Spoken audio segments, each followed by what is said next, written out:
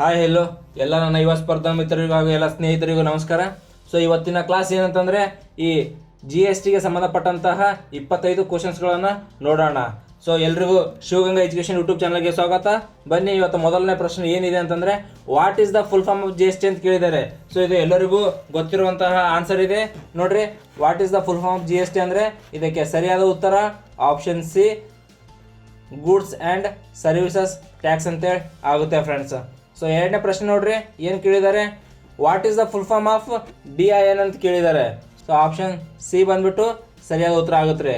ಏನಂತಂದರೆ director identification number. So ಇದು ಸರಿಯಾದ ಉತ್ತರ. ಮೂರನೇ ಪ್ರಶ್ನೆ ನೋಡ್ರಿ, ಏನು ಕೊಟ್ಟಿದ್ದಾರೆ, what is the highest GST rate in India ಅಂತ ಕೇಳಿದ್ದಾರೆ. ಸೊ ಇಂಡಿಯಾದಲ್ಲಿ ಎಷ್ಟು ರೇಟ್ ಅಂದರೆ ಜಾಸ್ತಿ ಎಷ್ಟು ಪರ್ಸೆಂಟೇಜ್ ಇದೆ, ಎಲ್ಲಿವರೆಗೂ ಇದೆ ಅಂತ ಕೇಳಿದ್ದಾರೆ. ಸೊ 18, 12, 22, 28 ಅಂತ ಕೊಟ್ಟಿದ್ದಾರೆ. ಸೊ ಇದರಲ್ಲಿ ನೋಡ್ರಿ, ನಮ್ಮ ಇಂಡಿಯಾದಲ್ಲಿ ಅತಿ ಹೆಚ್ಚು GST ಇರೋದು ಎಷ್ಟು ಪರ್ಸೆಂಟೇಜ್ ಅಂದರೆ, ಸೊ ಆಪ್ಷನ್ ಡಿ ಬಂದ್ಬಿಟ್ಟು ಸರಿಯಾದ ಉತ್ತರ. 28% ಹೈಯೆಸ್ಟ್ ಇದೆ ರೀ ನಮ್ಮ ಇಂಡಿಯಾದಲ್ಲಿ GST. ಸೊ ಹಾಗಾಗಿ ಈ ಆಪ್ಷನ್ ಡಿ ಬಂದ್ಬಿಟ್ಟು ಸರಿಯಾದ ಉತ್ತರ ಆಗುತ್ತೆ. ನಾಲ್ಕನೇ ಪ್ರಶ್ನೆ ನೋಡ್ರಿ, ಏನು ಕೊಟ್ಟಿದ್ದಾರೆ, which state become the first state in India to ratify GST bill ಅಂತ ಕೊಟ್ಟಿದ್ದಾರೆ.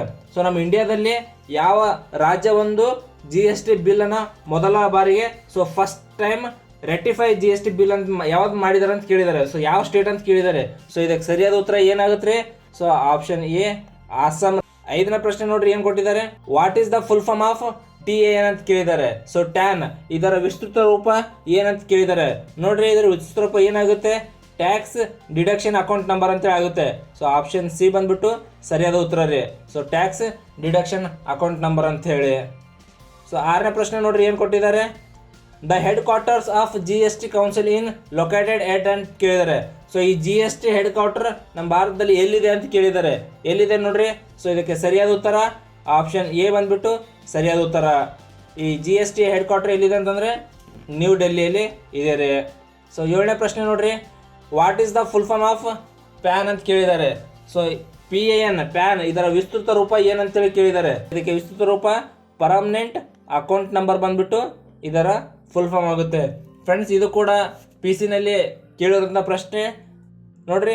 ಎಂಟನೇ ಕ್ವಶನ್ ನೋಡ್ರಿ, what does I stand for in GST ಅಂತ ಕೇಳಿದ್ದಾರೆ.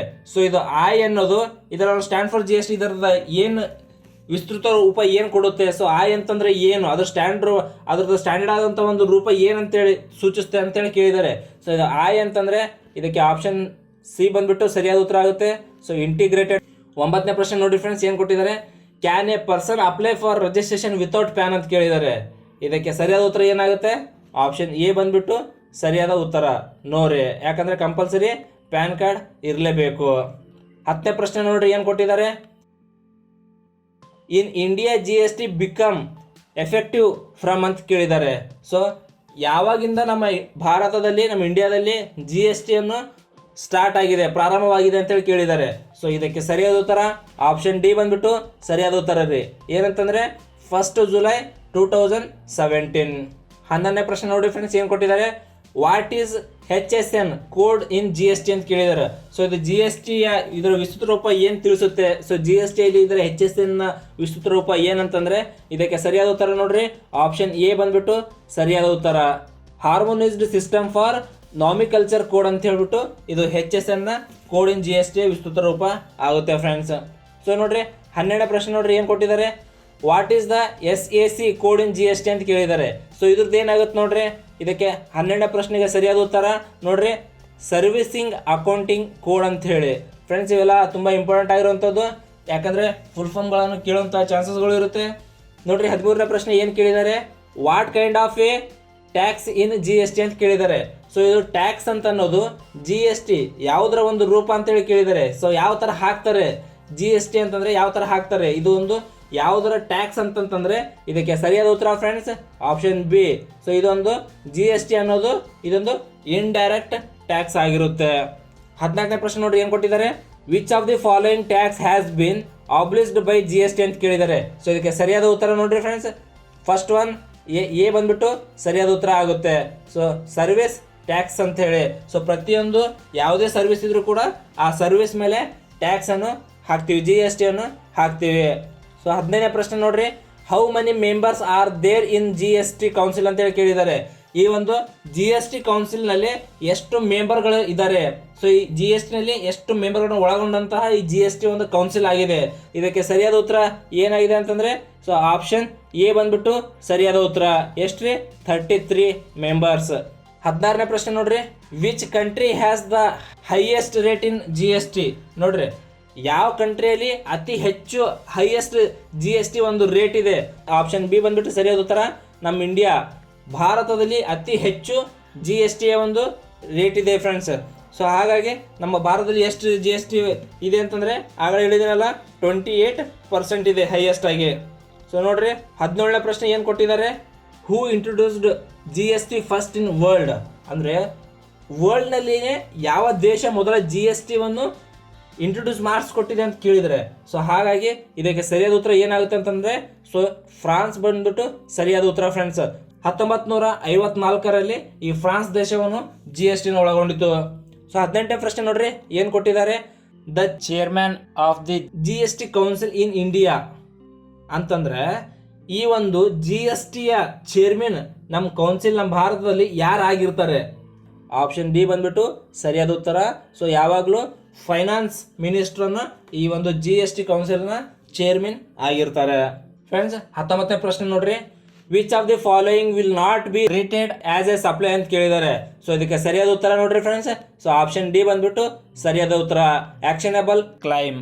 ಇದು ಸರಿಯಾದ ಉತ್ತರ ಆಗುತ್ತೆ.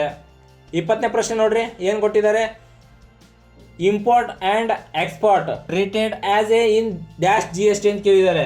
ಸೊ ಇದಕ್ಕೆ ಸರಿಯಾದ ಉತ್ತರ ನೋಡ್ರಿ ಏನಾಗುತ್ತೆ, inter state supply. Option B ಬಂದ್ಬಿಟ್ಟು ಸರಿಯಾದ ಉತ್ತರ friends. So inter state supply friends. 21ನೇ ಪ್ರಶ್ನೆ ನೋಡ್ರಿ, ಏನು ಕೇಳಿದ್ದಾರೆ, a special audit is a conduct by ಅಂತ ಕೇಳಿದ್ದಾರೆ. ಸೊ ಇದಕ್ಕೆ ಸರಿಯಾದ ಉತ್ತರ ಯಾವುದಾಗುತ್ತೆ ಅಂದರೆ ಸೊ ಆಪ್ಷನ್ ಸಿ ಬಂದ್ಬಿಟ್ಟು ಸರಿಯಾದಂತಹ ಉತ್ತರ, CAR, cost accountant nominated by the commissioner. 22ನೇ ಪ್ರಶ್ನೆ ನೋಡ್ರಿ, ಏನು ಕೇಳಿದ್ದಾರೆ, IGST act a passed by ಅಂತ ಕೇಳಿದ್ದಾರೆ. ನಮ್ಮ ಪಾರ್ಲಿಮೆಂಟ್ನಲ್ಲಿ ಈ ಒಂದು IGST ಆ್ಯಕ್ಟನ್ನು ಪಾಸ್ಡ್ ಮಾಡಿದ್ದಾರೆ ನೋಡಿರಿ ಫ್ರೆಂಡ್ಸ್. 23ನೇ ಪ್ರಶ್ನೆ ಏನು ಕೇಳಿದ್ದಾರೆ, what is the full form of VAT ಅಂತೇಳಿ ಕೇಳಿದ್ದಾರೆ. ಸೊ ಇದು ವ್ಯಾಟ್ ಇದರ ಒಂದು ವಿಸ್ತೃತ ರೂಪ ಏನಂತೇಳಿ ಕೇಳಿದ್ದಾರೆ. ಸೊ ಇದಕ್ಕೆ ಸರಿಯಾದ ಉತ್ತರ ಆಪ್ಷನ್ ಎ ನೋಡ್ರಿ. ಸೊ ವ್ಯಾಲ್ಯೂ ಆಡೆಡ್ ಟ್ಯಾಕ್ಸ್ ಬಂದ್ಬಿಟ್ಟು ಸರಿಯಾದಂಥ ಉತ್ತರ ಆಗುತ್ತೆ. 24ನೇ ಪ್ರಶ್ನೆ ನೋಡ್ರಿ, provisional input tax credit can be utilised against ಅಂತೇಳಿ ಕೇಳಿದ್ದಾರೆ. ಸೊ ಇದಕ್ಕೆ ಸರಿಯಾದ ಉತ್ತರ ಏನಾಗುತ್ತೆ, ಆಪ್ಷನ್ ಡಿ ಬಂದ್ಬಿಟ್ಟು ಸರಿಯಾದ ಉತ್ತರ, ಸೆಲ್ಫ್ ಅಸೆಸ್ಡ್ ಔಟ್ಪುಟ್ ಟ್ಯಾಕ್ಸ್. 25ನೇ ಪ್ರಶ್ನೆ ನೋಡ್ರಿ, ಕೊನೆಯ ಪ್ರಶ್ನೆ ಏನು ಕೇಳಿದ್ದಾರೆ, which of the following tax is not submit in GST ಅಂತ ಕೇಳಿದ್ದಾರೆ. ಇದಕ್ಕೆ ಸರಿಯಾದ ಉತ್ತರ ಆಪ್ಷನ್ ಸಿ ಬಂದ್ಬಿಟ್ಟು ಸರಿಯಾದ ಉತ್ತರ ಫ್ರೆಂಡ್ಸ್. ಸೊ ಸ್ಟ್ಯಾಂಪ್ ಡ್ಯೂಟಿ ಬಂದ್ಬಿಟ್ಟು ಸರಿಯಾದ ಉತ್ತರ ನೋಡ್ರಿ. ಈ ಒಂದು GSTಗೆ ಸಂಬಂಧಪಟ್ಟಿರುವಂಥದ್ದು ಇದು ಭಾಳ ಇಂಪಾರ್ಟೆಂಟ್ ಆಗಿರುತ್ತೆ. ಯಾಕಂದರೆ ಇದರ ಹಿಂದೆ ಆಗಿರುವಂಥದ್ದು ಎಷ್ಟು ಎಕ್ಸಾಮ್ಗಳಲ್ಲಿ ಕೂಡ ಈ ಒಂದು GSTಗೆ ಸಂಬಂಧಪಟ್ಟಂತಹ ಪ್ರಶ್ನೆಗಳನ್ನು ಕೇಳಿದ್ದಾರೆ. ಇವಾಗ ಮುಂದೆ ಬರುವಂತಹ ವಿಲೇಜ್ ಅಕೌಂಟೆಂಟು ಮತ್ತು PDOನಲ್ಲಿ ಈ ಥರ ಕ್ವಶನ್ಸ್ಗಳನ್ನು ಕೇಳುವಂತಹ ಚಾನ್ಸಸ್ಗಳು ಇರುತ್ತೆ ಫ್ರೆಂಡ್ಸ್. ಇನ್ನೂ ಹೆಚ್ಚಿನ GST ಬಗ್ಗೆ ನಾನು ಪ್ರಶ್ನೆಗಳನ್ನು ತರ್ತೇನೆ. ಈ ವಿಡಿಯೋ ನಿಮ್ಗೆ ಇಷ್ಟ ಆದರೆ ಲೈಕ್ ಮಾಡಿ, ಶೇರ್ ಮಾಡಿ, ಸಬ್ಸ್ಕ್ರೈಬ್ ಮಾಡಿ ಫ್ರೆಂಡ್ಸ್. ನಿಮ್ಮ ಈ ಒಂದು ಪ್ರೋತ್ಸಾಹ ಇದೇ ಥರ ಇರಲಿ ಅಂತೇಳಿ ಕೇಳ್ಕೊಳ್ತೇನೆ. ಸೊ ಧನ್ಯವಾದಗಳು, ಥ್ಯಾಂಕ್ ಯು.